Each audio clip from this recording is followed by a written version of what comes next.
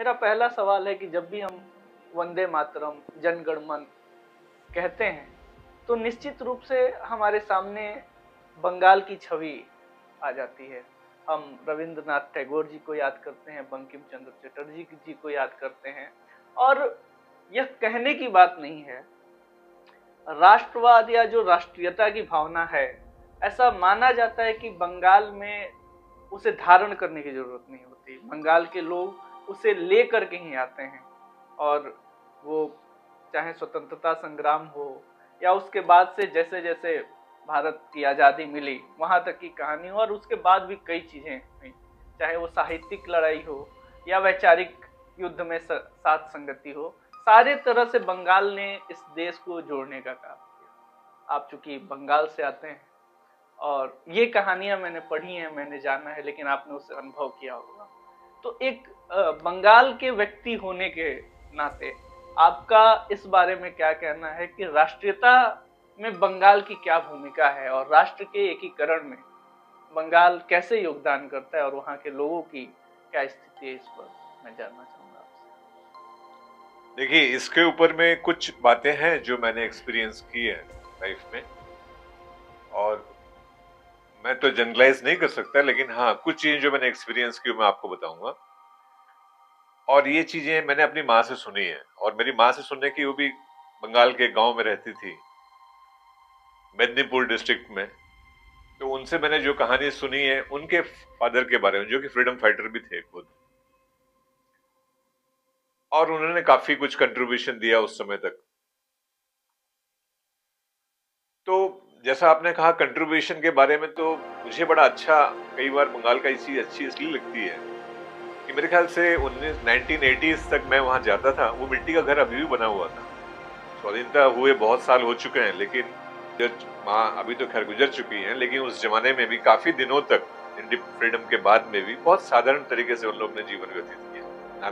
माने नाना जी का देहांत तो पहले हो गया था, लेकिन वो जो फैमिली है या उनके जैसे और भी बहुत सारे लोग हैं वहां जनरली, जो मैं माँ से कहानी सुनता था। तो कुछ चीजें जो मेरा अनुभव है वो मैं आपको बताना चाहता हूँ। जैसे बंगाल में एक नेशनलिज्म और जो देश बोलते हैं, देश जो फीलिंग है, ये एक्चुअली पॉलिटिकल कंटेक्स्ट में नहीं है। ये थोड़ा सा इमोशनल है, थोड़ा सा कल्चरल है, थोड़ा सा इंस्पिरेशनल है। ये पॉलिटिकल कंटेक्स्ट में नॉर्मली देश की बात नहीं करते हैं, जितना मुझे समझ आता है। मतलब जब हम छोटे थे, अगर जन गण मन चल रहा है, नेशनल सॉन्ग से आप बंकिम चंद्र जी का गाना या कोई भी ऐसे म्यूजिक जब सुनते थे, तो नेचुरली आपके रोंगटे खड़े होते हैं। उस समय तो आप स्कूल में थे, आपको तो मालूम ही नहीं था कौन सी पार्टी होती है, कौन सी। तो ये पॉलिटिकल कंटेक्स्ट में नेशनलिज्म को हम जो समझने की कोशिश करते हैं, वैसा नहीं है बेसिकली बंगाल, और एक्चुअली वो असली में भी नहीं है वैसे। तो यदि आप देखेंगे कि ये कल्चर के साथ में बहुत जुड़ा हुआ है, क्योंकि जब हम पुरानी चीजों को याद करते हैं कोई भी जगह में, जब आप अपने बचपन को याद करेंगे तो आपने स्कूल में जाएंगे, अपने कॉलेज में जाएंगे, अपने छोटे घर में जाएंगे, गांव में जाएंगे, तो एक टेंडेंसी होती है हम में कि इंडियंस में स्पेशली, कि हम लोग बैकवर्ड जाते हैं, अपने रूट से कनेक्ट करके अपने आप को अच्छा फील करते हैं। एक्चुअली ये घटना नहीं है, ये जो इमोशनली है, क्या आप इंटीग्रेटेड हैं। It's a sense of nationalism, it's a sense of connection अपने रूट के साथ में। तो ये भी एक टाइप का नेशनलिज्म है, इसको आप डिफाइन नहीं कर सकते हैं, क्योंकि यहाँ कोई स्पीच नहीं है, लेकिन सब कुछ साइलेंटली हो रहा है। फिर यदि आप देखेंगे, जब हम बचपन में बड़े होते थे तो छोटी मिडिल क्लास फैमिलीज में टिपिकली छोटी छोटी चीजें सिखाई जाती है, डूज एंड डोंट्स, ये मत करो, ऐसा करो, वैसा मत करो।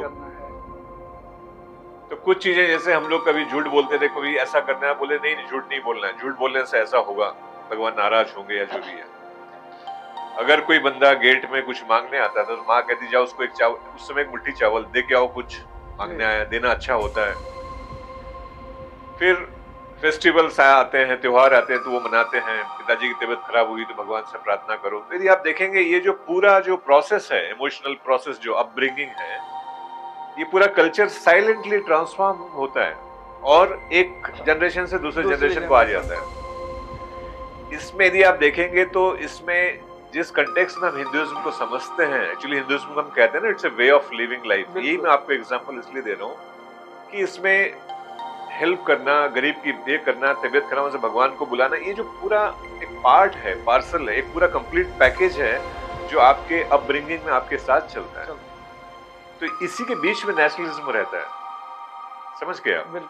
तो इसलिए हम इसको ऐसा अलग से करके हम नहीं सोच सकते हैं कि इसको हम नेशनलिज्म कहते हैं। तो ये अपने आप ही वो चीज आती है, मे बी फैमिलीज के कारण आती है, मे बी पेरेंट्स के कारण आती है, मे बी जो अपने पुराने रूट्स के ऊपर जो इम्पोर्टेंस देते हैं उसके कारण आती है।